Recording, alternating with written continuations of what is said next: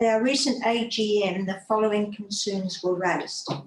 Condition 5, as considerable progress has been made on the Te Anau wastewater project, we would like to question why Condition 5 of Environment Southland discharge permit has not been adhered to.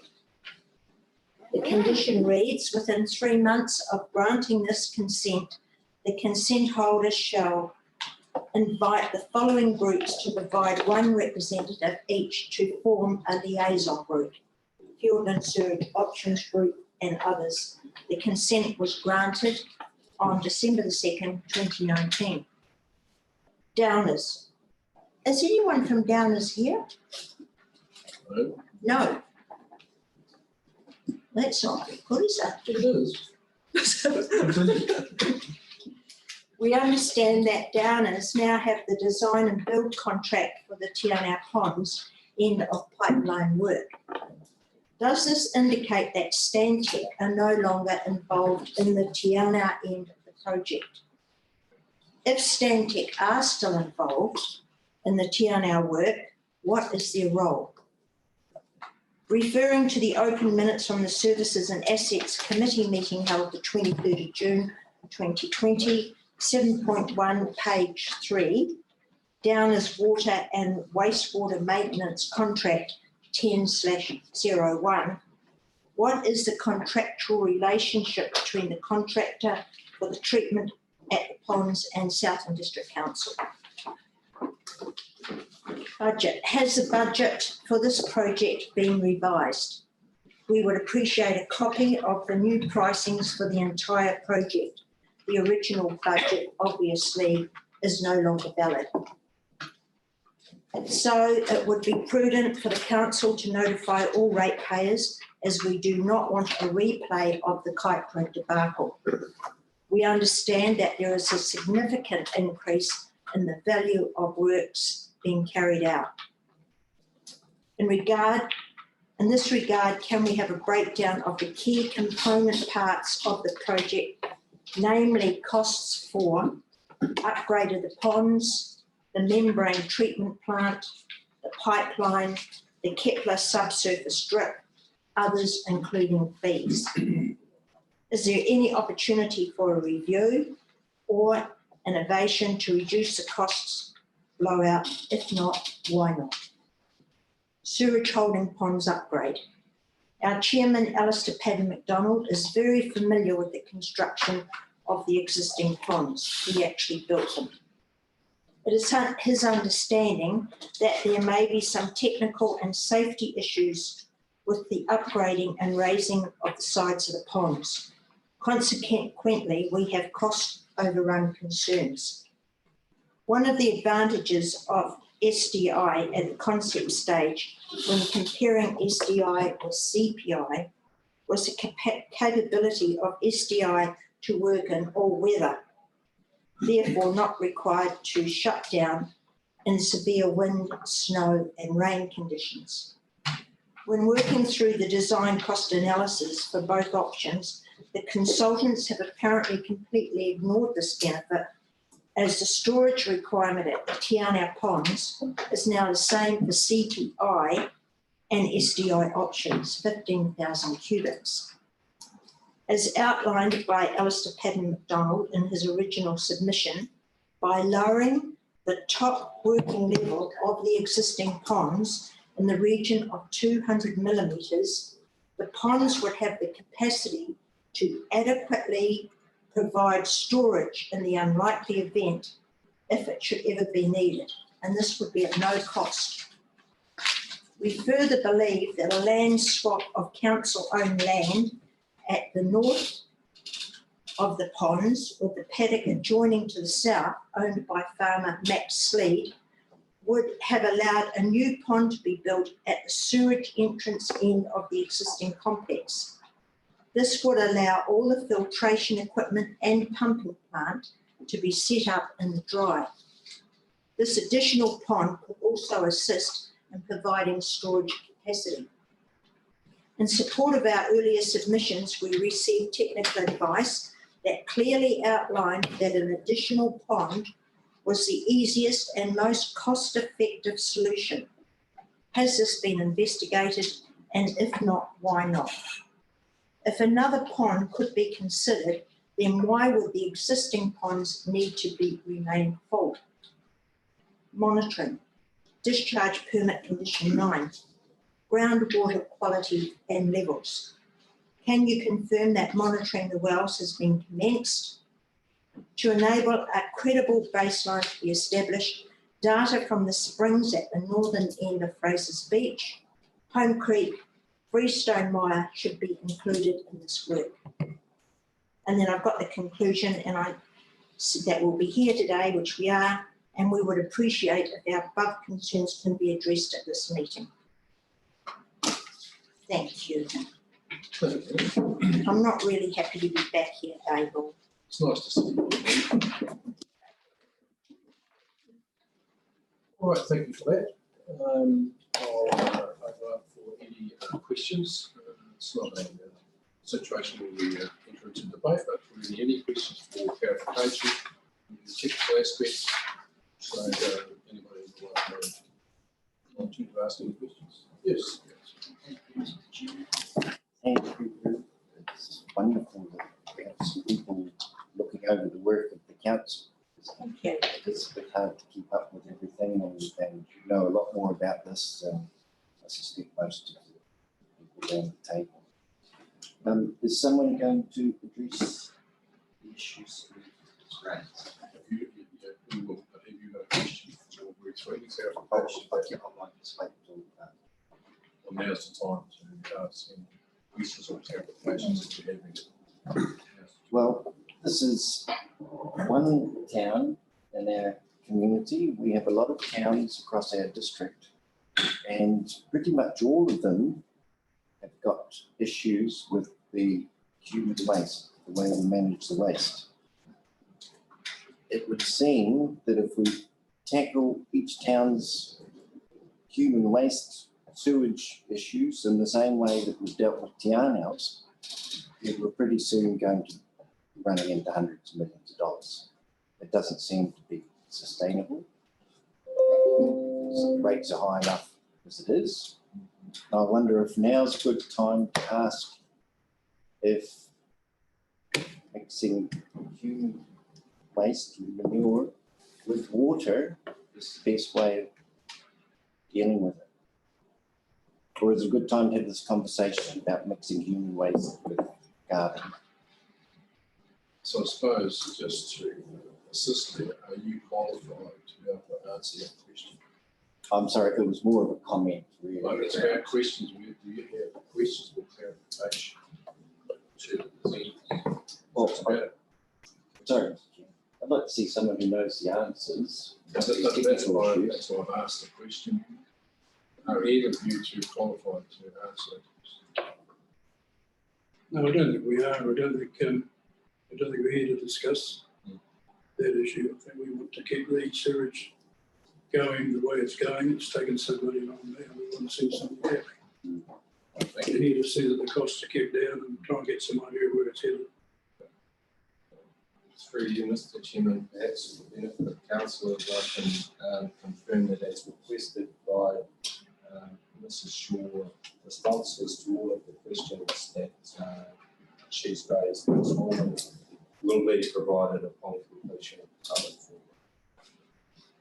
However, as Mr. Chairman understands, we can't debate that in the public forum, so we have responded and we'll provide those responses. I had them printed here, it's just a minor correction being completed, and they'll also be provided to the commission councillors as well. So will that be emailed to us, Matt?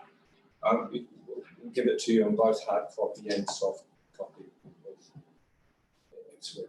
immediately after public forum. Thank you. Any other questions or clarification? So this information, the response, the answers to the questions, will they be made public? Yes, that's very Mr. Chairman. And just to reiterate, again, as previously indicated, I'm more than happy to have a discussion with any member of the community who has specific concerns about the project and is wanting further information, just reach out.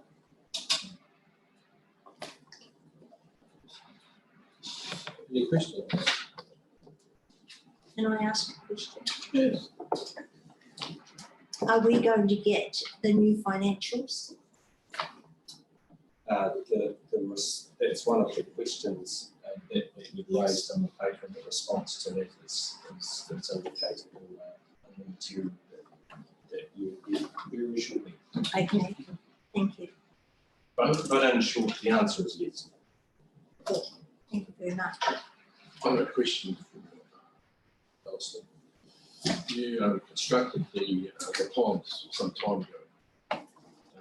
If we were to drop the level as you're suggesting, would it create any difficulties with the ponds itself? Have a negative impact on the ponds? Or dropping it? No, absolutely not. Absolutely not. Particularly in light of the fact the amount of water that's going into the pond. This whole Kepler scheme is projected for a further 25-year consent. Looking at the figures at 25 years' time. At the moment, there's only a dribble going in there, and with the COVID thing at the moment, I guess we can say there's only going to be a dribble going in there for quite some time there. No problems at all. But what I would like to, if I'm able to digress slightly, I'd like to say, are you people considering, are your designers considering that Manapuri sewage consent is going to expire inside 2 years, and this thing is not going to be operational until approximately 2 years? Are you looking at working the feasibility of working filtration systems at Te Anau that can be utilised to filter Manapuri, i.e. portable type filtration systems that can be moved down to the other end? When Manapuri is due to come on stream, put 2 pipelines in from the Manapuri ponds to the filter so that you can return the sludge back to the Manapuri pond. Things like that would save a huge amount of money. And you're looking at only 2 years, that's going to be another project, as you were saying, that's going to cost a lot of money. The opportunity now is to address it as part of the Te Anau conflict. That's well noted. Any other questions? Just a point of clarification on your question, Mr. Chairman. Were you referring to volume or the effects of the infrastructure? The effects of the infrastructure itself. Yes. Which Elsie has responded to. There's no issues with lowering the level of the pond. It will not have any negative effect to the pond itself. It's noted, we understand that they're raising, part of the job is raising the ponds, the walls of the ponds. And there are concerns that I'm hearing in the industry in Te Anau. There are concerns about the fact that as closer the slope gets to the centre, the more risk there is, fact that there is, and et cetera, all that problems. So we should be looking at other ways of alleviating that problem. I personally believe that no recognition was given to the fact that the swap land, a piece of land at the bottom of the ponds, which is no good to Southern District Council, swap it for the paddock at the top of the ponds where the present filtration system and the mains come into the pond, and put your operation at that end of it. Seems something to be. You have another question? Thank you, Mr. Chairman. Alistair, you know quite a bit about this system. Do you see it as feasible that we can run something like this for all of our towns? For all the towns across the district? Yeah. Is it something that, I mean, and bearing in mind you haven't had the answers to the budget or cost blowouts? Can I just my comment, please? We're not actually discussing other wastewater systems or other ponds. We're just concentrating on the matter at hand. So I appreciate if you keep your questions to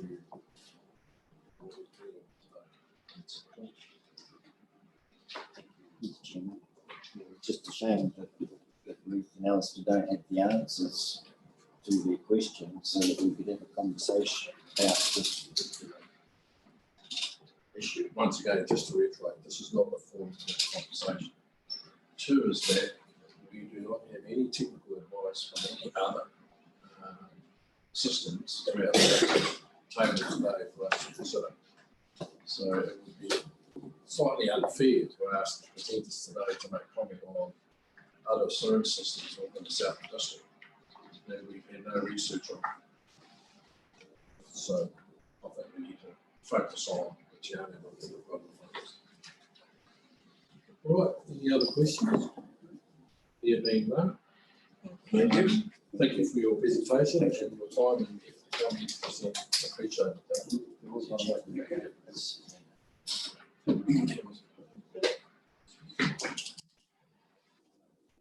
Having said all that, April, I think it's really heartening to have people in the council wanting to ask these kind of questions. And very happy to answer them in another situation. And thank you for your interest. Right, we'll move on to the agenda. The next one is extraordinary urgent items to my. None. There's none urgent items. Confirmation of minutes. Would somebody move that? So, thank you, Councillor Duffy, and second by Councillor Scott. All those in favour, say aye. Against? Carried. Thank you. Item 7.1, on page 13 of the agenda, option to change the charging method for non-recreational use on Stewart.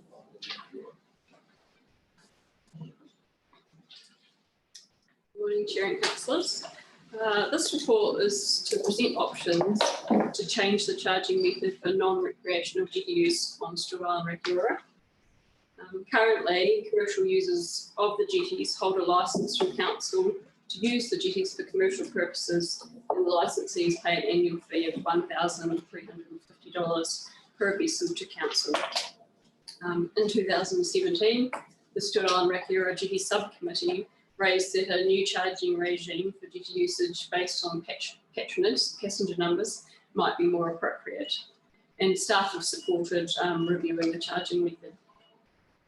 So currently the coastal permits for the jetties don't allow council to charge for non-recreational jetty usage. So council's in the process of amending the permits and will hopefully get consent to enable a charging regime. So when considering the charging methods, it's important that the committee considers who's benefiting and who's contributing to the need to provide and maintain jetties. And it's also important that any charging method is practical and that council can validate any charge that it issues. So feedback on possible charging methods has been sought from the Stewart Island Rekiora Jetty Subcommittee of the last reading and also the Stewart Island Rekiora Community Board. So staff are seeking a recommendation from this committee to council on the method that should be included in the draft long-term plan. So 3 options are included in this report. Option A is to charge by having a base fee amount with an additional charge based on passenger numbers. And this is the option supported by the board and subcommittee. Option B is having a base fee amount also, but having an additional charge based on the tonnage of the vessel. And this is the option that staff are recommending. So option C is the status quo, which is having that annual licence fee. So the key reasons why staff are recommending option B, the tonnage option, is that there will be more certainty around the funding that will be generated than for a passenger-based charging method. And if necessary, option B could be implemented without having formal agreement from the jetty users. So the recommendations in this report are on page 15 of the agenda, and under recommendation F, staff are seeking this committee to make a recommendation on a charging option to council. So after this meeting, staff would present any recommendations by this committee to council and would seek a decision from council to endorse a charging method in the long-term plan. And I'm happy to answer any questions. And some learned colleagues around me as well who might be able to help too.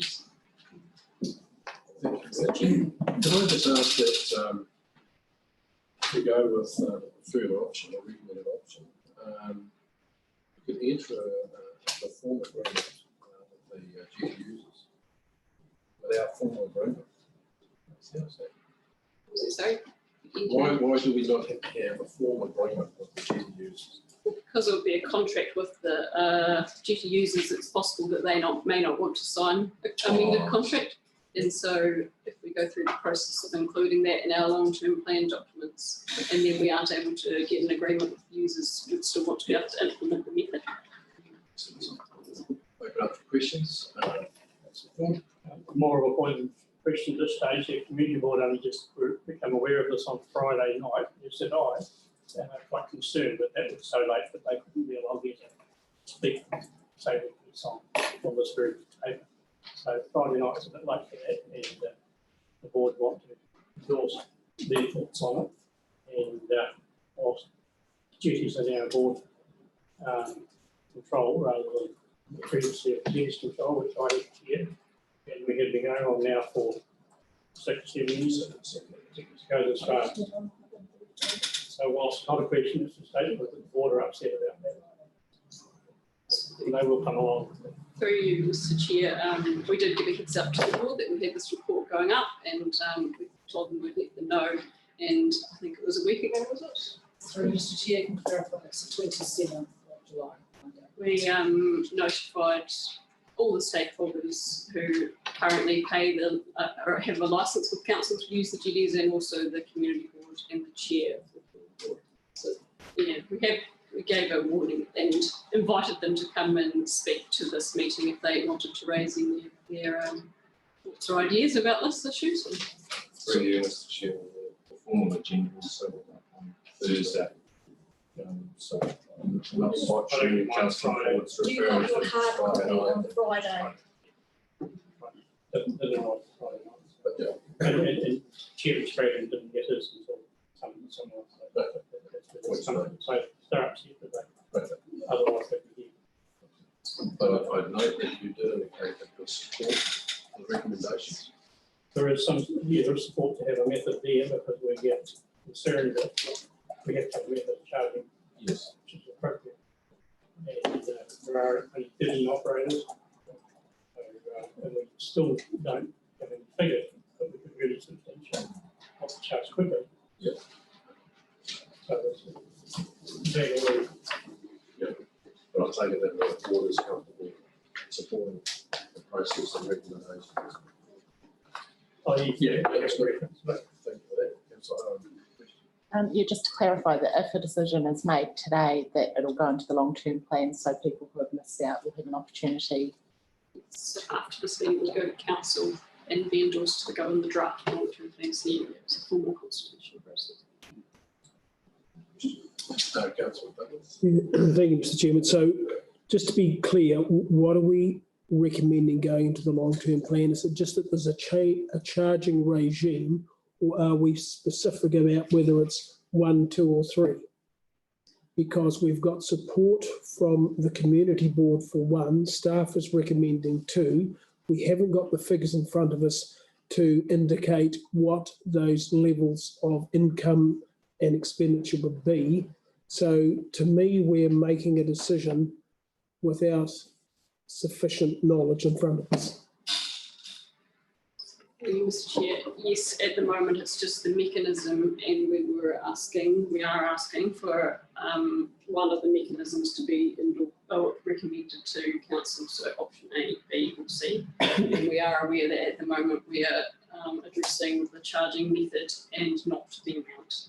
And I don't know, Mark has any information on when the monetary amounts are going to be. Sorry, Mark. Through you, Mr. Chair. In terms of the fees, our understanding is that one of the main reasons for this is to cover the cost of maintenance of the jetties on the island. And we currently don't have substantive information on how much that is going to cost. We're currently in the process of getting assessments done on all of the wharves over there so that we can have a maintenance program that will inform the costs. Currently, we have an indicative cost of $50,000 a year per wharf based on a recent investigation done by an engineer, but that's all we have at this stage. So in terms of how much this is going to generate and whether or not that is going to be sufficient to support all of the maintenance on wharves and Stewart Island, we don't know. Councillor Douglas. Well, I do get back to what I said originally, that we haven't really got enough information. You know, it harks back to the visitor island levy that we proposed to raise it, but we didn't have a budget to support that. And here we are asking, I think there's general agreement around that we need to charge jetty users, but the method that we operate under and the quantum, certainly the quantum, there's still some issues on. And so you just mentioned then, Mark, 50K per wharf per year, and there's either 5, 6 or 7 wharves? 5 currently. Possibly 6. Yes, yes. Okay, 6 5s, 300,000. So do you know the tonnage of the vessels? Do you know the current visitor numbers? And it's not hard to put that into a spreadsheet. We have got the tonnage of the vessels, and we can only base the visitor numbers on what has been in the past, as opposed to what we're going to get in the future. Information from the island is that there's as many visitors over there now as before. But I guess the big thing with the tonnage is the bigger the vessel, the more damage. So that was one of the considerations that we looked at in terms of preferred option. You get a vessel that's not designed or is bigger than the capability of the wharf, it's going to cause more damage. And we have no control or no way of policing which vessels go to those wharfs. Theoretically, they're only supposed to drop off and pick up, not be tied up. Thank you. Thank you, Mr. Chair. Councillor Ford indicated there were 13 operators on Stewart Island. Has there been consultation with these operators in regard to what they believe would be a good way forward of charging? Through you, Mr. Chair, in the last training, the 16 to 19 training, there was a duty subcommittee. It was sort of like a group that we would liaise with and talk to about duty related issues. So we did get feedback from that group. And in relation to all the individual users, we've informed them about this meeting and that this is going up and invited them to come and speak to us. We haven't specifically engaged with all of the individuals. One further comment. Is there any, have we looked anywhere else in New Zealand that has the same situation? I know Stewart Island's pretty unique, but you know, like Picton with their wharf usage or any other smaller place with wharfs that operate, you know, our operator? So through you, Mr. Chair, yes, one of my colleagues did that as an early part of this work and looked at some of the other ones operating, and there was all sorts of things from having a stationed person to webcams and a mix of things in place. It's the ease of use, isn't it? Going forward. Councillor Scott. Yeah, just in paragraph 33 there, where you said that the staff's recommended option hasn't been considered by the subcommittee and the board. Sort of based on what Councillor Ford was saying, I actually think we might be putting the cart before the horse a little bit. Yeah, look, I'd certainly feel a lot more comfortable making a decision with feedback from the subcommittee and board on the staff's recommended option. Yeah, I just wonder whether we've got enough community feedback on board before. Through you, Mr. Chair, we did present to them with an option based on tonnage. It just wasn't the base fee tonnage. So were they, what was their sort of feedback on that tonnage? Tonnage, I think they were quite in favour of the per person option. So they didn't talk as much when we spoke to them about those other options and really just were quite strong advocates for the yeah, I wouldn't want to put words in it. Through you, Mr Chair, the subcommittee doesn't exist anymore. The community board is definitely. Councillor Duffy, do you? Oh, just a question, the existing licence fee, does it have a role beyond raising, as a means of retrieving payment towards the jetties? Is there a legal requirement to Maritime New Zealand or anything else around the licence? Through you, Mr Chair, I'm not aware of any legal requirement. I think it's the structure, we've used a contract structure in this terms and that govern like usage of the jetties and damage causes and liability, and it does have other functions in terms of managing the relationship, but I'm not aware of any legal obligation. So it's purely a Southern District licence, it's not, it's got any others. Well, thank you. Councillor Fuller. Just a point of some of these options here, we have thrown some money at it to do this, get this work done. Would there be some administration charge that council would put against this project annual basis? Is there, well, we're going to charge people an annual fee? Is there a large admin fee we're going to charge for it as well? Through you, Mr Chair. At the moment, I think there's no administration fee. You probably know, you issue an invoice. Just an invoice, normal invoicing process to get the money back from the operators. So we don't get any charge for council work as such, but No. 20 grand to do this report. Ongoing, and then we've got to carry on. Through you, Mr Chairman, it is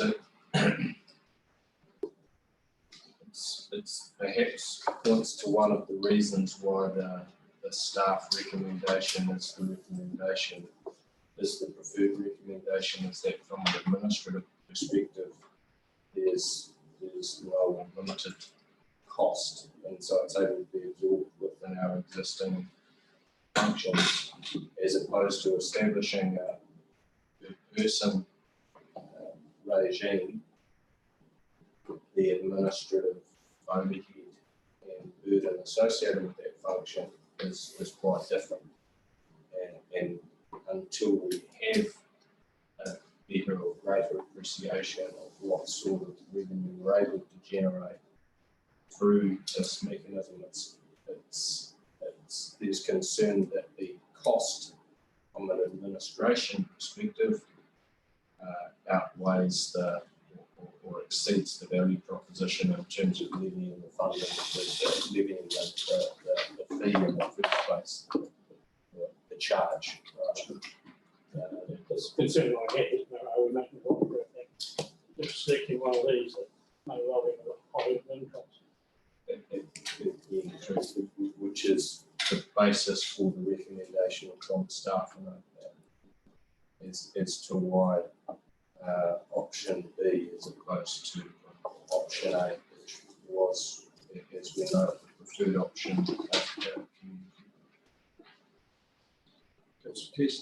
Thank you, Chair.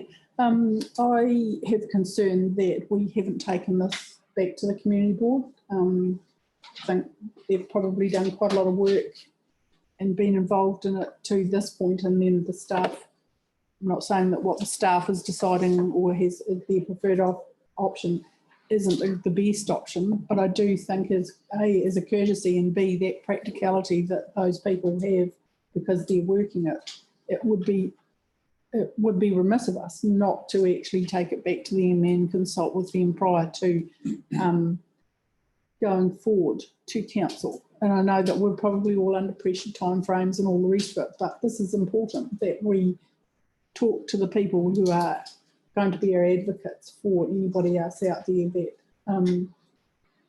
might have concerns of what we're charging. So I'm not sure how we can go forward with this. And I don't want to slow down the process, but we certainly need to be taking it back to the community board and getting their feedback on it before the council meeting so that we are then making a decision that fits with the community. So, Councillor Duffy. Oh, just following on from what councillor Keys is saying, it seems to me on the face of it, that option B does make the most sense logically. So I just wonder if we could approve that subject to further consultation with the community board and other parties that may have an interest. My thoughts exactly. Fully support councillor Keys. Councillor Harding. Yes, on option F there, the items 1 and 2, if you go with the base fee for passengers carried, or 2 says base fee with the additional charge based on vehicle tonnage. So if you went for the item 2 there, would that override the charge for the numbers of passengers carried? Yes. How's that going to work? Mr. Chair, yes, it's selecting one of the It's going to be methods. one, so you, yeah, okay.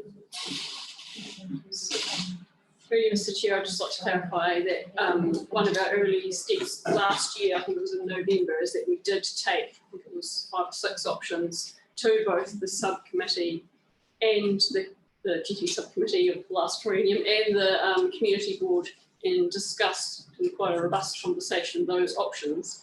And just the feedback from those committees and from both of those groups, as articulated in the report, was that they did prefer the passenger-based option. So we didn't present the base fee and tonnage, but there was a tonnage option there, and there was a discussion and consultation with both of those groups at that time. So I guess my concern would be that you'd be going back with a very slightly different option, but doing the same thing again. And just was happy to undertake that step, but just to clarify that we did go to those groups with 6 options to talk to them about at an earlier stage.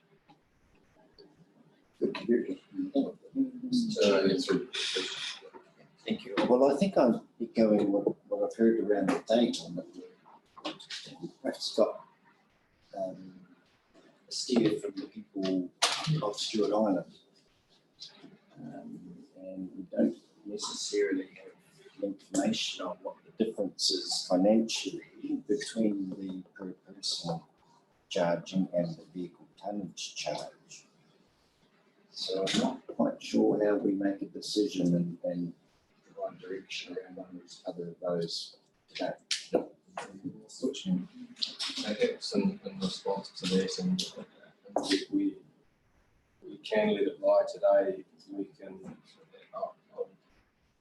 colleagues and I will get away, we'll perhaps look at potential scenario costings that we might be able to look to produce, comparing the two, have a discussion with have a further clarification discussion with the Stewart Island Community Board and bring back to council on the 27th. Because it's not sure when the Stewart Island Community Board meets next. I suggest we leave it on the table for the moment. Community board their meeting on Monday. And if that is the late item, might as well get it processed. The other option I was thinking of, that it can be supported here today based on a proviso that it goes back to the community board for consultation, discussion, and we receive that feedback, and that is included in the presentation of the paper to full council, because that gets another hearing at that time. That would expedite it really. Well, it keeps it moving. It also puts in a safety perspective for the community board that input as well, and that it was received at the council meeting. Fully support the recommendation, Mr Chairman. This is 2017 when it first came up the public consultation down the island with Sandra James, and everyone's put in their views. I know there's been a lot of discussion, and I pick up on Councillor Ford's comment that the community board are in agreement with this. But we just need to clarify that and move it forward as quick as we can, because we need to get this in the long-term plan. That is when it goes out for the implementation or not of its new charging regime in July 2021. So time is against us. We've had 3 years of discussions on this. So we're providing a steer on the methods of charging the long-term plan. So I no discussion, there'll be more discussion during the long-term plan as well. So the community board has an opportunity now to have an input. That information can be provided at the council meeting, and then we'll also go into the long-term plan consultation. It's still a process to go through. What's the advantage of writing this here now versus holding It's to keep it waiting going. until the community has a look at it? Is there indication? Well, from the advice I've received from Councillor Ford, that the community board already support what the recommendations are, so that's good. But we're giving an opportunity to pick up from Councillor Keith's comments that we go back to the community board and have a discussion with them, make sure they're fully informed that we get their feedback as well. All right? I'm sorry, I thought the community board's preferred option was per person, whereas the recommendation here is tonnage. Well, from the feedback I got from Councillor Ford, that the support Okay, all these are an opportunity for the community board to have that engagement with us. Yep. Karen. I just wanted to reflect a little bit on, so in a past life I was involved with dock and setting concession fees for users of wharves and jetties and things. And two reasons why sometimes a passenger-based fee was preferred was because when you have a decline in visitor numbers, their income goes down. And if there's more of a fixed fee or a tonnage fee, that doesn't reflect well with them. So they end up with a higher flat fee cost for operating their business, when it's more of a per person fee. It changes as to how well their business is doing. But also there's a huge value in knowing who is using that infrastructure as well if you're forward planning. And if you're going to a tonnage-based thing, although that's easier to administer, you miss out on that ongoing data on actually your volumes of people and activity of what's happening with those assets. So I think that should be considered in any. All right, Councillor. Yeah, so just getting back to my original point, are we going to get some figures, actual figures on what it's cost us in the past, projected them to what the running of these wharves is going to cost us, and then line it up with scenario 1, scenario 2. And because if I was an operator on the island, I would be thinking, how is this going to affect me and my business? I need to know these numbers, right? Really, Mr. Chairman, we will look to reduce some scenarios, but they will be just that. They will be scenarios and estimates rather than being based on actual figures. But certainly take your point, Councillor Douglas, that the scenarios provide some useful context into where the fee might be set versus number of visitors versus number of tonnage of vessels, and how sensitive the fee setting mechanism is versus the need from a maintenance perspective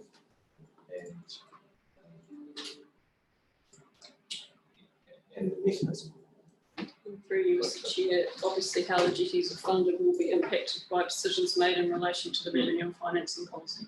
So that is obviously still being progressed through at this stage. So that will impact any amount charged to commercial jetty decisions in relation to that policy. Okay, I think we've had a good informed discussion. The recommendations and immediate recommendations have been put up, so I hope that reflects the majority of the discussions that's taken place. So it's subject to further consultation, feedback from Stewart Island with your community board prior to this being presented to council. So do I have a councillor move the recommendations? Thank you, Councillor Keith, and seconded by Councillor Rappaport. All those in favour, please say aye. Aye. All those against? Carries. It's good debate, excellent.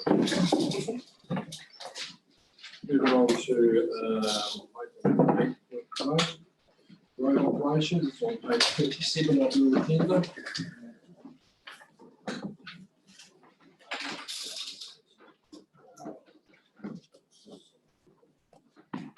Okay. Cameron. Morning, Mr. Chairman, councillors. Purpose of this report is to report back to the committee on the progress of the Meiji Road contracts for for June and to the end of the year. During June, the contractors were still in a catch-up mode, but we did manage to clean up a number of outstanding jobs, including Waiau Street. And opened to traffic mid last month. Emergency flood repairs continued, total to the end of June 1.51 million, and we're forecasting a further spend of 600,000 to complete that program. Road maintenance contracts totaled 12.7 to the end of the year. That included the emergency repairs and flood issues, including COVID issues. The budget was not fully spent, and there's a number of uncompleted general maintenance items that will roll over to next year's program. They totaled 460,000. Customer satisfaction, requests for services have been down for the last 3 months, and that trend continues to the end of the year.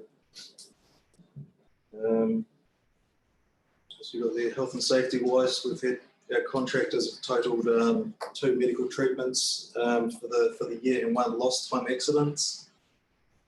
Just note there that the lost time was a workshop incident. Performance metalling and grading, 100% and 97% respectively, which is a good result. Pavement rehabilitations are fully completed. Resurfacing and pavement marking, the majority were completed, with some sites deferred to next year. But generally, fairly good end result there too.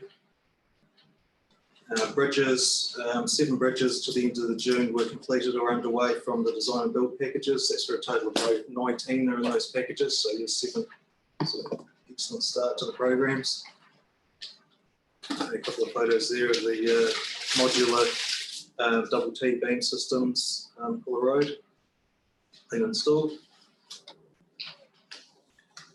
Second photograph there of Dunrobin Road, sorry, Dunrobin Valley Road. Lake Monowai Road bridge over Pioneer Energy's canals well underway. Now with piling work nearly completed. Also had 4 small replacement bridges, replacement culverts.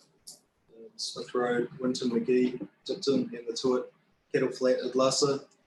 Both of those later Tuat Lassa Kettle Flat will be divested to the adjoining owners, so that's 2 bridges off the books. Flood events. So the vast majority is done. There's still a few major projects there. Ellis Road, we need to get back into the roading season for that. McLean Road, we're working in the final stages of the design there. Tautau Tuatapere Slip is basically complete. Just a bit of guard railing and ceiling to complete there. So general, if anyone has any questions? All right. Thank you for a very good report. Open up for any questions. Through Mr. Chair, Ellis Road, have we got a program for resealing there? We don't have an exact program yet. We need to reconstruct the road surface, and then it will be October, as soon as we can get out there and reinstated. A couple of the cyclists are just wondering. And I will say Ellis Road is near, it's not really near Garston, it's near Lumsden. Yeah, on the Waimea Alliance report, you've got the identified risk there for the Riversdale Waikaia Road.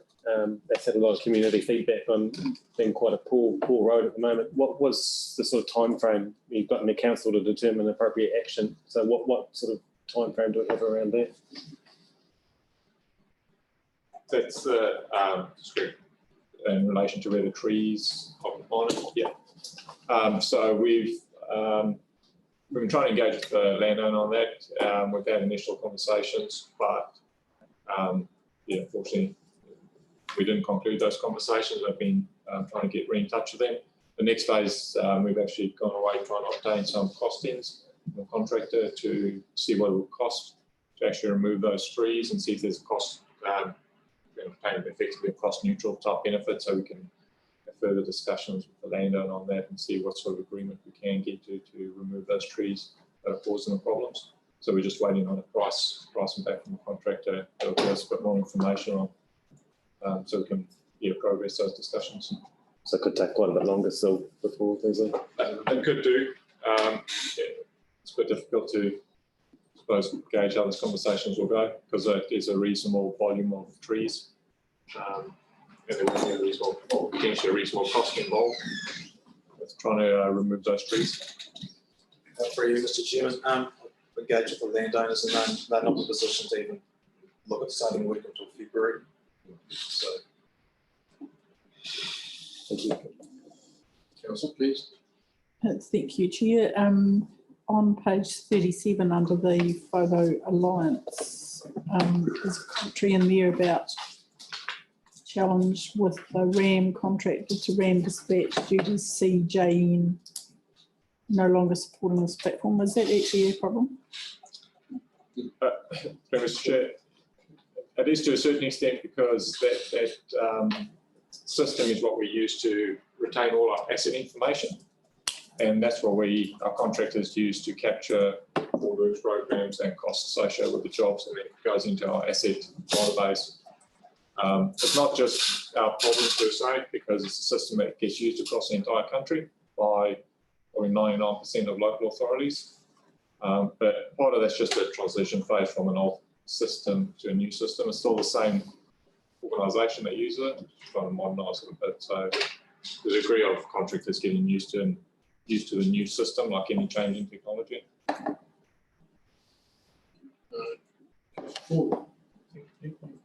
These pictures you've got here, bridges and so forth, they look pretty secure, so should we be proud of them? When you do jobs like this, the ongoing maintenance, put a figure on that from here on. In terms of each specific bridge, no, it's a short answer. I suppose with these bridges, what we have looked at is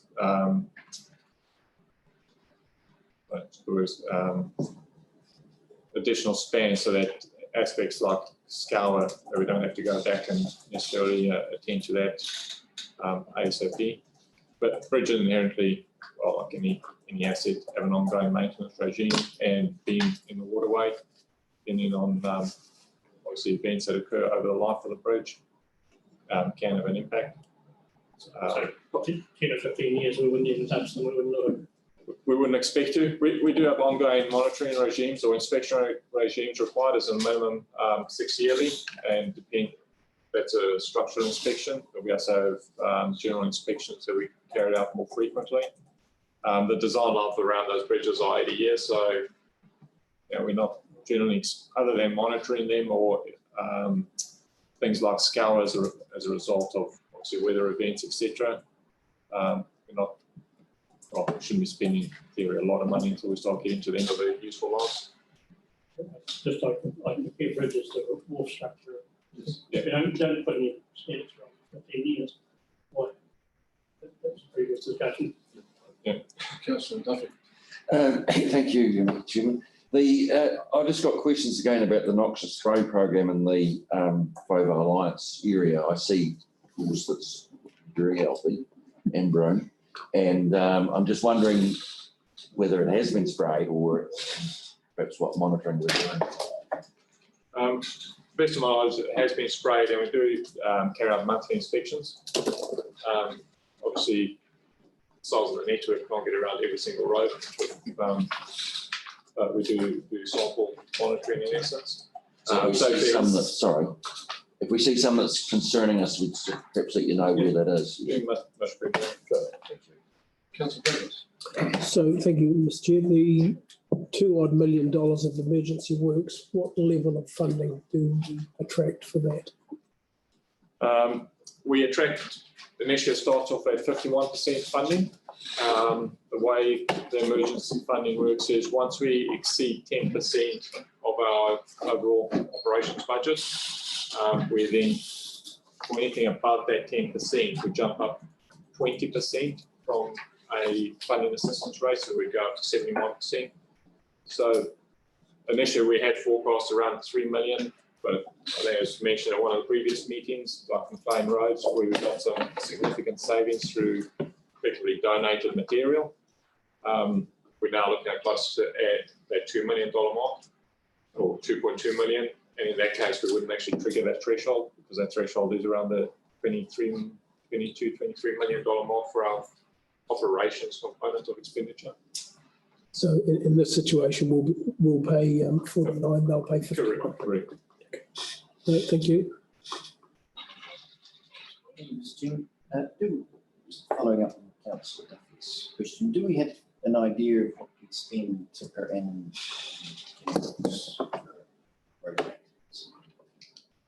Through clarification, just the chemical component itself?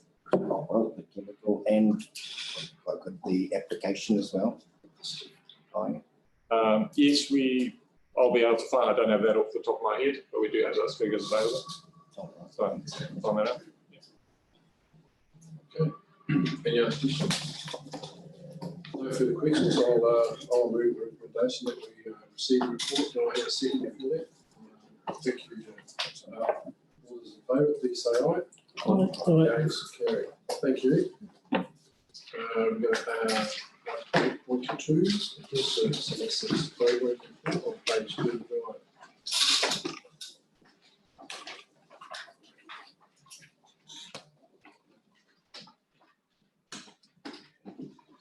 Good morning, Mr. Chair and councillors. I'll just talk to the main key points within the report and then take any questions. So this month was actually a really good period for the Service and Asset Work Programme, with circa 1.5 million turned over. The main makeup of that was the completion of the TNL pipeline project and the bridge replacement works, which the rating team just talked on. The final 20 and 21 work programme is currently being input into CAMS, along with the total proposed projects for the LTP. And next month's report, we will start developing up that towards the 2021 program. Currently, we're working through the closeout of the 19-20 program and finalising the costs and carry forwards for that program works. In regards to some key contracts that have been let, contracts have now been let for the two new office spaces at 20 and 42 Don Street, and work has commenced on both those. Contract letters have also been, or contracts have actually been sent out on both the contracts for the Channel wastewater project, and waiting for those to return back. Total effects of the COVID pandemic. At this stage, we're well through resolving any contract claims other than one contract, which is still pending, but we're well through getting that. At the moment, really, the focus is on any delays to potential supply goods, which is ongoing at this stage. In regards to the activity overview of the reporting period, I won't re-litigate the bridges which the team have just talked on, but projects due to start or have started at present is the Osborne water replacements. Obviously, the Tiana wastewater processing plant has started. The Tiana water main replacement on Quinton Drive is underway. We have the regional footpath replacement, multiple stages is underway. The wastewater pond fencing will start in mid-August. We're just waiting for clarification of some service locations and obviously the SDC development. I spoke last month on the core improvements, they're still ongoing. In regards to the project financials for 1920, obviously in our original works program was 28 million. I reported last month there's approximately 10 million that we carry forward into 2021. Predominantly that was made up of two major packages, one being the Tiana wastewater project and the other one being the roading, the bridge replacement packages. Overall though, that's still at present we've completed $16.2 million of capital works programs. That includes obviously a 2-month delay due to COVID, so it's actually a pretty good year for completing capital works and for what's been. So I'm happy to take any other questions on the rest of the report. Thank you for that. Appreciate it. I'll open up for any questions. Councillor Duffy. Thank you, Mr. Chair. Just regarding the building in Don Street, they'll involve carpeting, I presume. Have we thought about what type of carpet we're using? And I'm talking here about the government announced this morning about using ball carpet in new public buildings. Is that something we're considering? Through you, Mr. Chairman. So those corridors have all been let, and both those buildings, obviously, we don't own. So we have looked at the most cost-effective fit out that we can, obviously within the budgets. So carpet tiles have been selected as an option. In regards to whether they're wall or not, I wouldn't have the information on hand. Sorry. I think it's something we should seriously look at, just even as a policy going on from here, for a whole lot of reasons. But a lot of them to do with the environment and safety and human health. A few more I'll think of later. Air economy. Do we have any other questions? That's forward. Page 47, Victoria Airport, 139 operations. Can you confirm that that'll still do all the work that it's supposed to do if we don't keep up with the cut 139? Apologies, I don't have the page numbers on there. Is that- Page 8 on the document. Through you, Mr. Chair, was that I can assist Yeah, thank you. Councillor, would you reframe the question for me? It is Tiana Airport maintaining Part 139 certification to be cancelled or deferred. So by doing that, do we restrict operations? Right, I understand. Through you, Mr. Chairman, the decision to defer those projects was associated with the previous financial year. They have been rolled over into this financial year. It was more of a timing issue and a need issue, and provided some room for a discussion to be undertaken with the Te Areo Community Board around the future for the airport. And those discussions will be undertaken prior to committing to the works that either do or don't enable us to retain the Part 139 certification. But in short, we have the time and capacity to defer and delay without impacting our ability to meet the requirements of Part 139 or jeopardise operations in any way, shape or Because we should encourage operations. form. Oh, sure, absolutely. And we certainly continue to do so. You just remind me how long the leases have been signed for these office buildings? Through you, Mr. Chairman, both properties are 5-year lease terms. Where's the work at for what we do after that as far as office buildings? Through you, Mr. Chairman, it's yet to be workshop discussed around this table, but certainly needs to be and will be in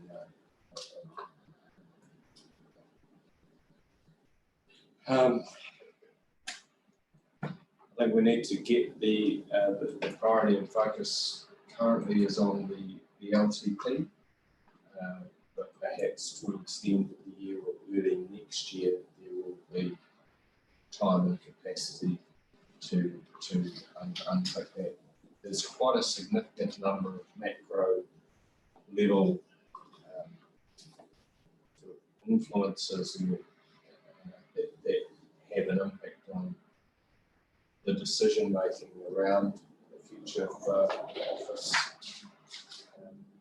locations, operations, investment, capacity, and reform being an obvious one.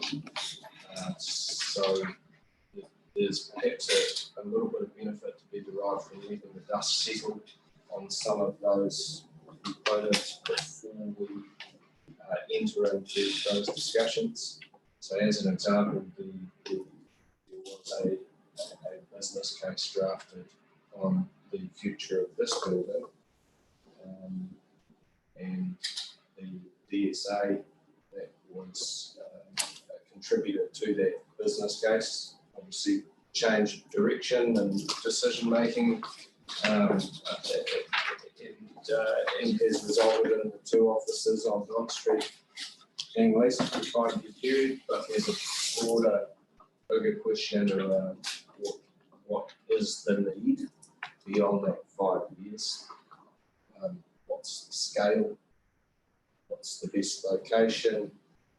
What are the impacts of Three Waters reform and potentially other amalgamation discussions that may or may not be in the wind, and the longer term implications for the organisation. So we felt that bringing that business case in its current form, which is reflective of a time where those considerations were quite as obvious and evident, would be a little bit tone deaf and didn't perhaps adequately cover the issue.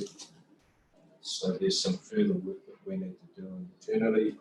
There are some macro level signals and discussions at a national level that we would like to get a better steer from before we feel adequately able to pull that together and then bring that to council for a discussion. We feel as though if we were to do that now, that would be a little bit preemptive and uninformed. So apologies, Mr. Chairman. There's a lot of questions that we wouldn't have answers to. So, through you, Mr. Chair, just to give some overview of the current project and sort of that's what Matt said. So the 2 projects, or the 1 project at 42 and then 20, it's actually a staged project. So we will approximately be moving staff in September in regards to the first building, 42, and then Don Street won't be completed until October, which we then have another stage of staff moving before coming back and doing some refurbishment work here. So we're going to be into the new year by the time we've actually completed that project, everyone's settled. As you can appreciate, it's actually a pretty big logistic project too, and quite disruptive to day-to-day business. So the focus is definitely on getting those buildings ready and getting staff settled in. Councillor Byers. Thank you, Mr. Chairman. Thank you very much for your generous answers there. And yes, I agree, it's not unknown. But we've got this long-term planning process coming up, and rather than perhaps doing work internally, it might be a good idea to get some sort of gauge from the community around the direction that they would like to see us move with regards to the office, the housing of this organisation. I guess the challenge for us in doing that is how best to frame the discussion with the community based on the fact that there are so many unknowns that we're yet to be able to articulate and seek consultation on.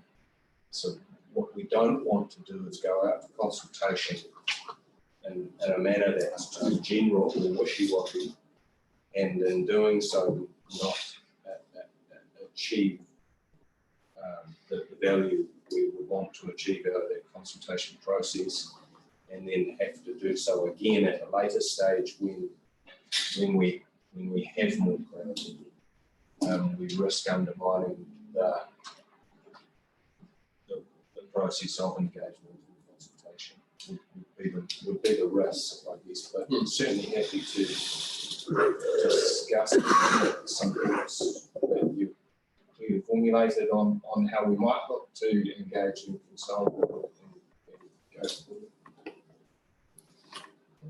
Any other councillor, please? Thank you, Chair.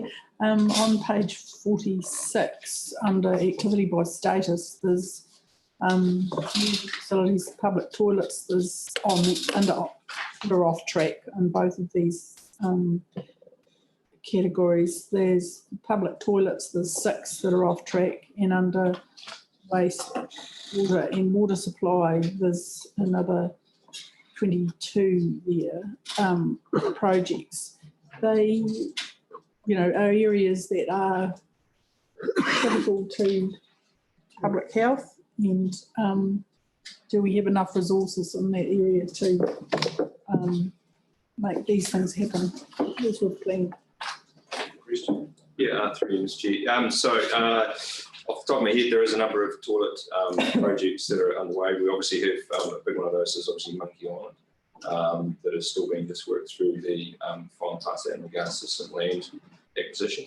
There is another one which is, which I'm aware of, is obviously out at Wyndham, which we have design and some costing on. And then we have just started the process around the Riverton, Taramia Bay forward as well. So they are reasonably decent sized projects, all of those, but they are progressing. Probably not as fast as we would like, but two of them obviously have quite a consultation process to go through yet. Sorry, there was another one in regards to the Three Waters, or just in relation to the toilet? There are the public toilets, there's the wastewater and water supply. There's presumably they look like they're reasonably well under wastewater. It's reasonable sort of contracts. Are they all moving along as well? It's about the resource that you've got to need to make that happen. Through you, Mr. Chair. Yeah, happy to answer that. There is at the moment the Town of Wastewater project. While we're just finalising the contracts, we haven't updated the revised program in CAMS. As soon as we've got the revised program from the main contractors, we will plug that in and report on that. So yes, the project has been off track because it was due to start quite some time ago. So rather than misreporting, we're waiting until we've got the actual construction program back from our two main contractors. And as you're aware, I think I reported last month, projects like Quinton Drive were due to start pretty much during lockdown. And we also obviously allowed that one to be slightly delayed because of public holidays. So we're very conscious of projects that are now starting or over the Christmas break in regards to local tourism and those sorts of things. So yes, there's some delays, but we've got a lot of work happening out there as well that is as well in progress. And also on page 46, under the roading, projects completed, Tokanui Gorge Road rehab. There is no Tokanui Gorge Road. It is Tokanui Gorge Road Highway, and it needs to be very bad habit of using the incorrect word or dropping it down. It doesn't help for clarity and accuracy. Through Mr. Chair, I'll talk to the roading team in regards to that. Thank you. I'm pleased you've got Tokanui's right. Through you, Mr. Chair, mine's just a comment. I'd like to endorse what Councillor Duffy said about the use of wool in the office fit-outs. I'm a sheep and beef farmer, and I've just cleaned out a wool shed for an after-ball party on Friday. We've just tipped 3 fedges of pieces into the dead sheep hole because there's no value in them. So yeah, I'd love to see wool being used in these fit-outs as well. Any other questions? No, somebody like to move that we receive this report. Thank you, Councillor Menzies. Seconder, Councillor Peace. All those in favour, please say aye. Against, carried. 8.3 on page 29. Down water and wastewater rates contract report.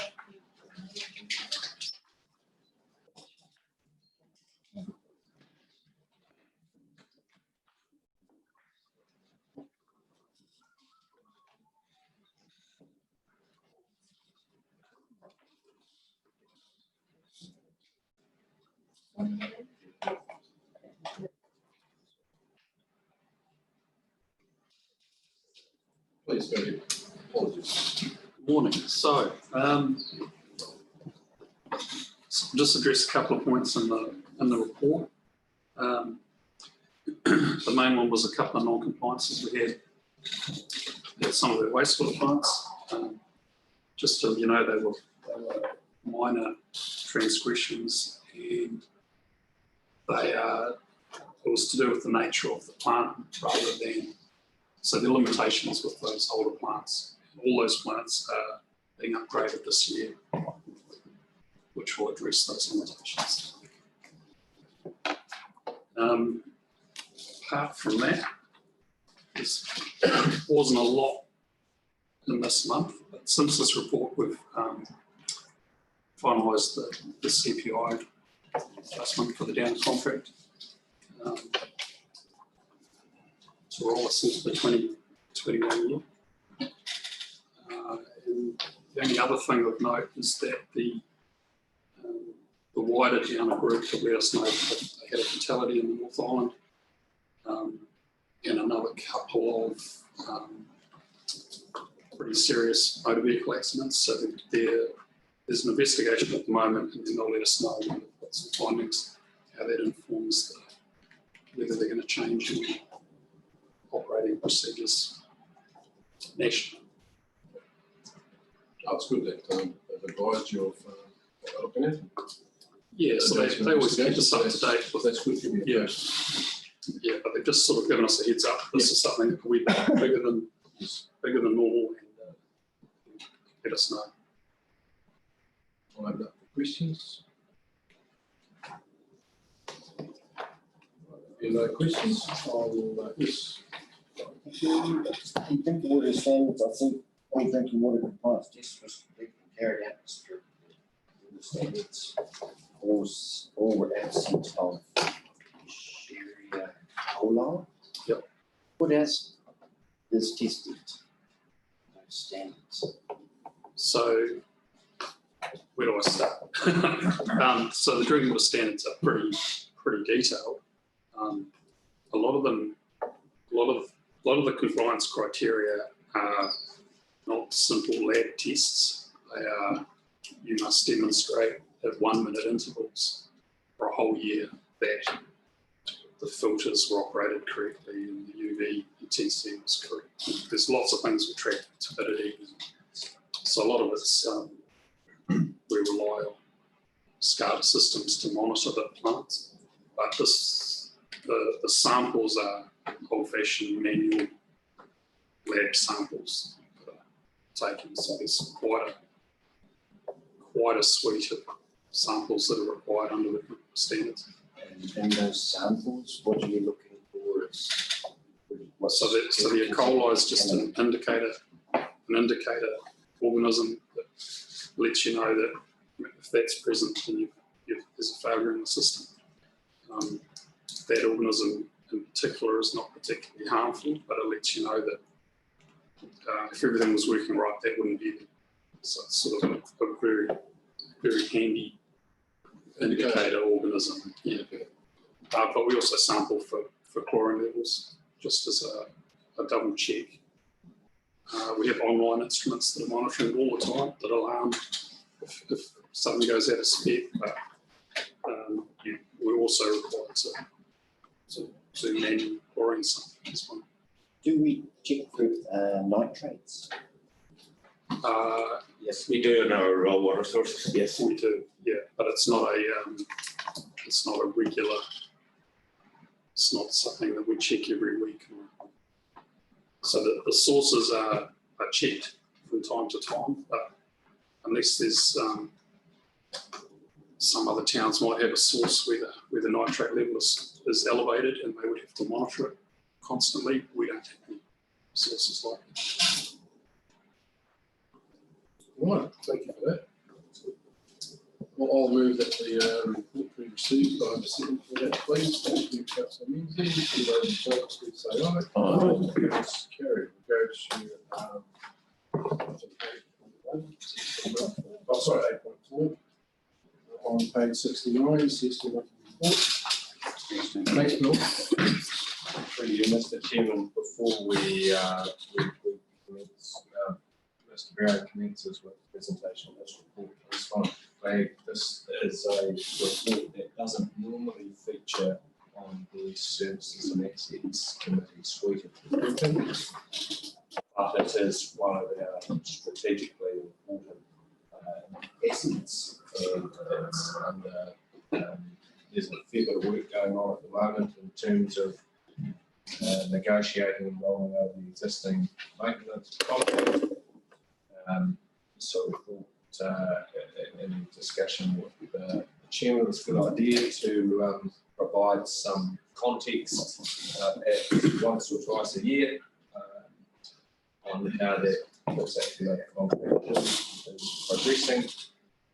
But ultimately, the governance responsibility remains with the Stewart Island Community Board, who similarly received the same reporting on a monthly basis.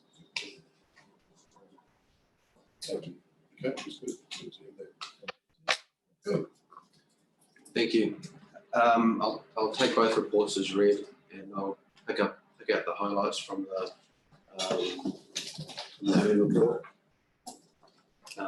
The alternator replacement has been undertaken on unit 5 and installed, and it's back operational again.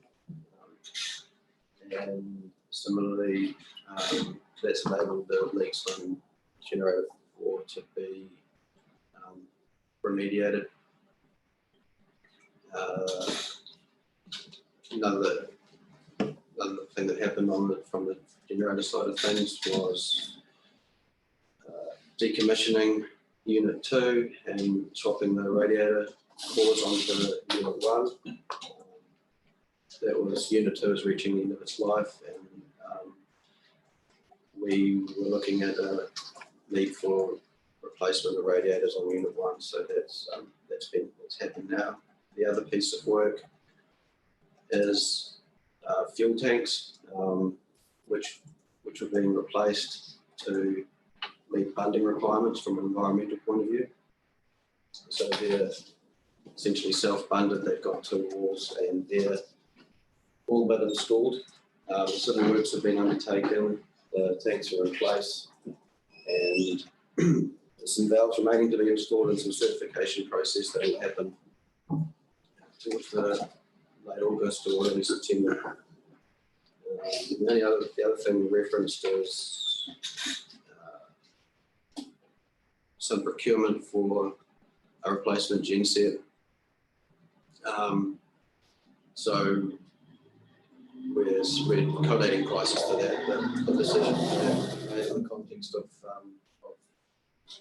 the LTP process that we're in the middle of at the moment, and also the renegotiation of that PowerNet contract. So there's a few moving parts that need to be integrated together. I understand historically gensets have been procured on the lowest price,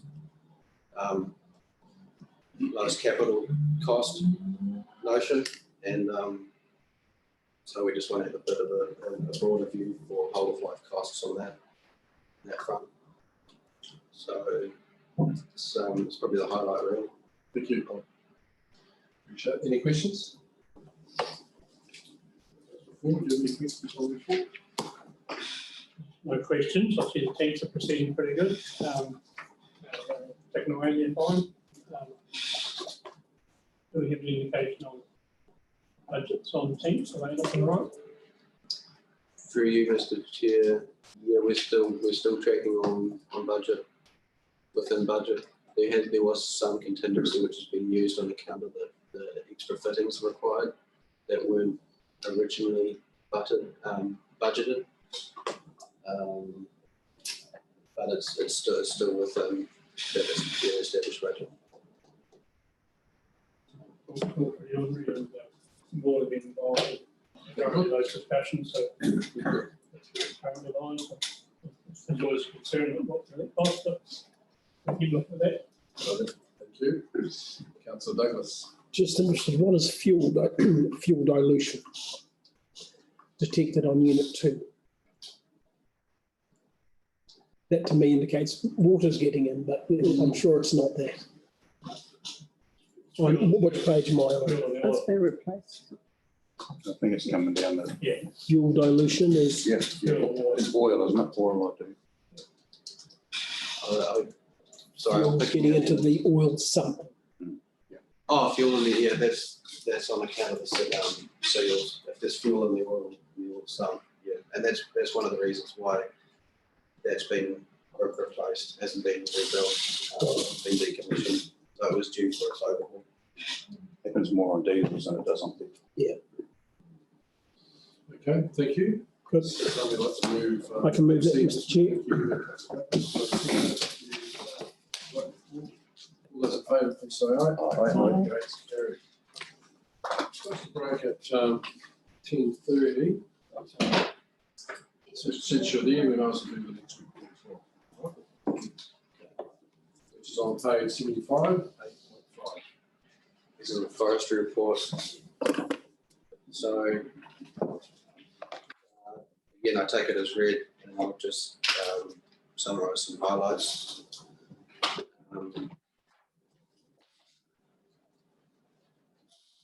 So, the previous program, obviously COVID interrupted the previous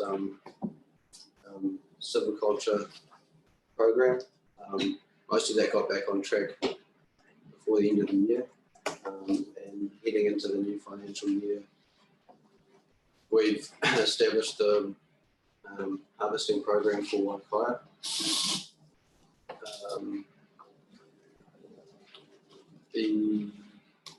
There was a few other activities that were undertaken this year. One was inventory program, and one was valuation update. And both of those things have combined to a revised valuation for the forestry asset. That we were forecasting a write-off, but as on account of the valuation, we've actually increased the valuation, which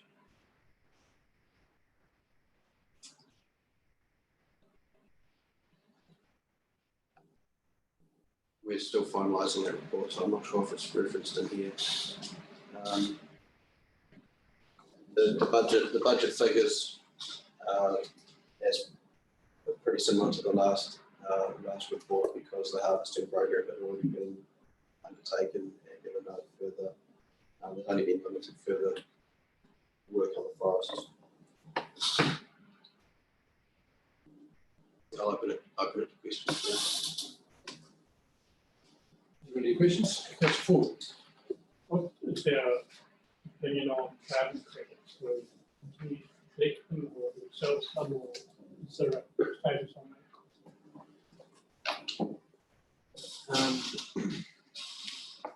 Through you, Mr. Chair, perhaps I can contribute to a response in addition to these. To date, the approach from Southland District Council in relation to carbon credits has been reasonably apathetic, if you like, in terms of not being particularly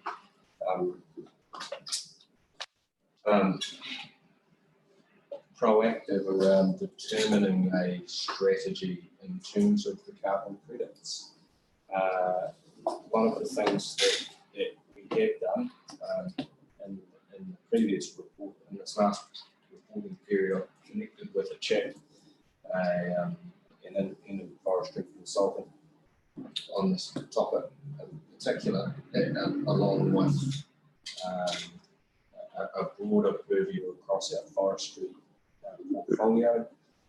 Whilst we are confident in that IFS is doing a good job, and we're very happy with the service that they've provided, and the financial performance is quite evident since they've taken over the portfolio.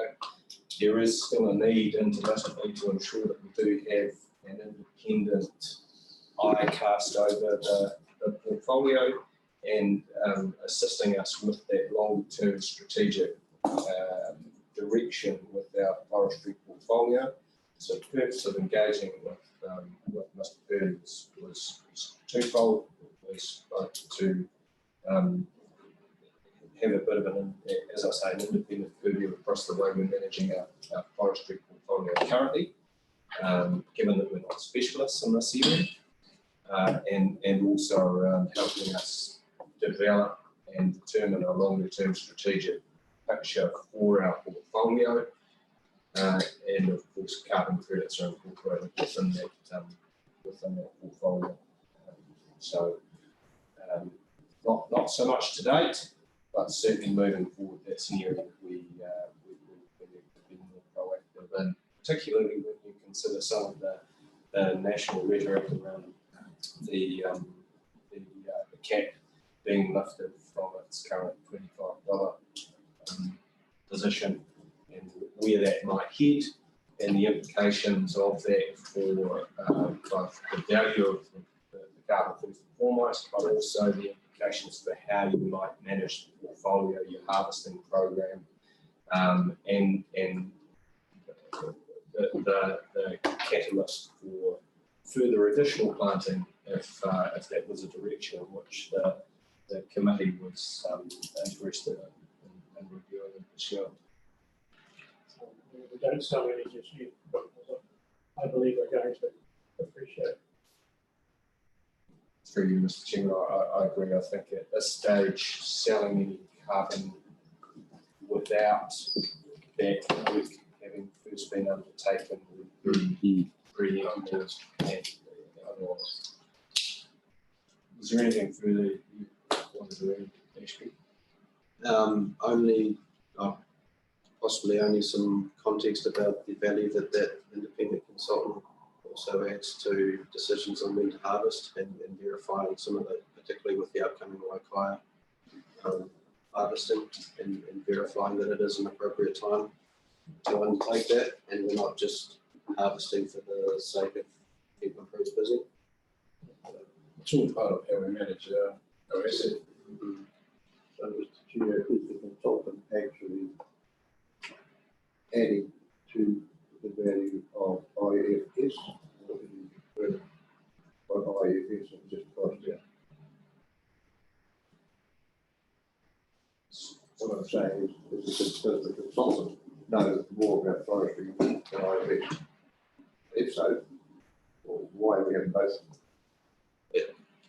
Through you, Mr. Chairman, it's purely an independent review. The forestry, given that we don't have the expertise internally, we're reliant on our forestry contractor to determine what we harvest and when we harvest. Recognising that in doing so, the forestry contractor derives a benefit from doing that on our behalf.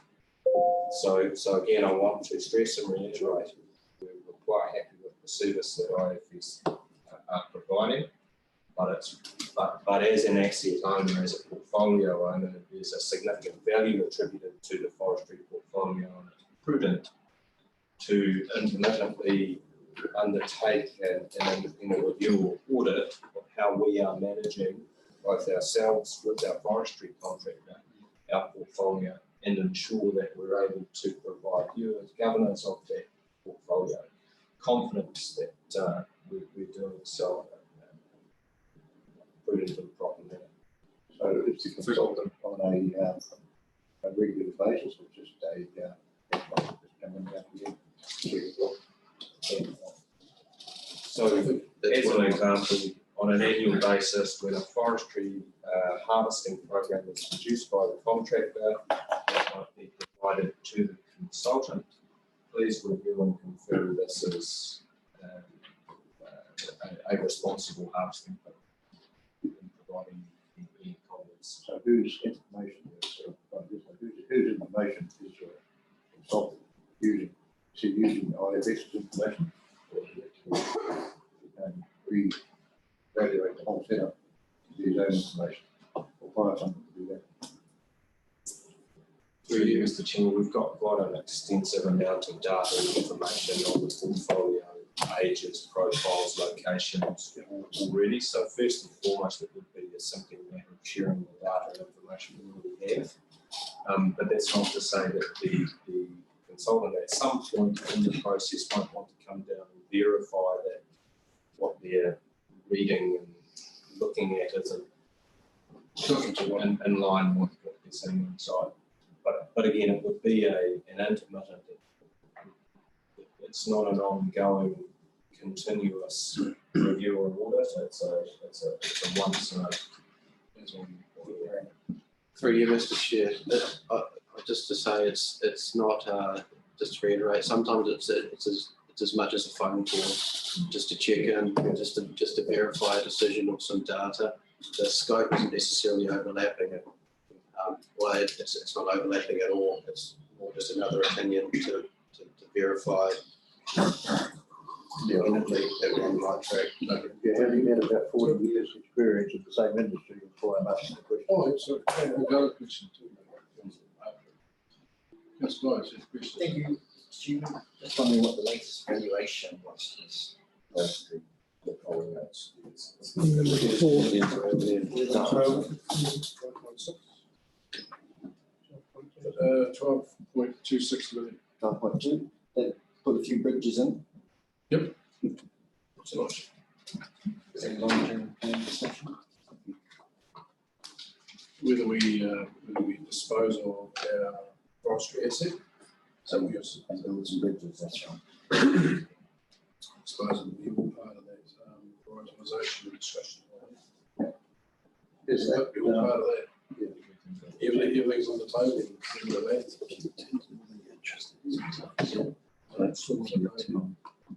So these are so is that 3.4 million? 12.26 million. It's 2.4. Credit, so it includes in that. No. No, was it? So likely, I think. Yeah. Any further questions? Councillor Dudley. Just a question regarding, I see in the harvesting, there was 333 tonnes of eucalyptus harvested. And I'm sure IFS know more about it than I do, but would we be replant with eucalyptus?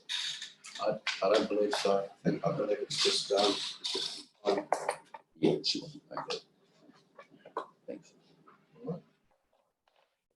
I'd like to move the, thank you, Councillor Menzies.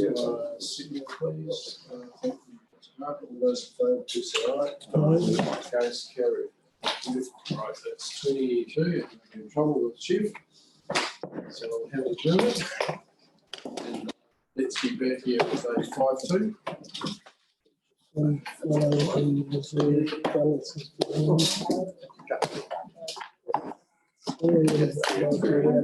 Yes.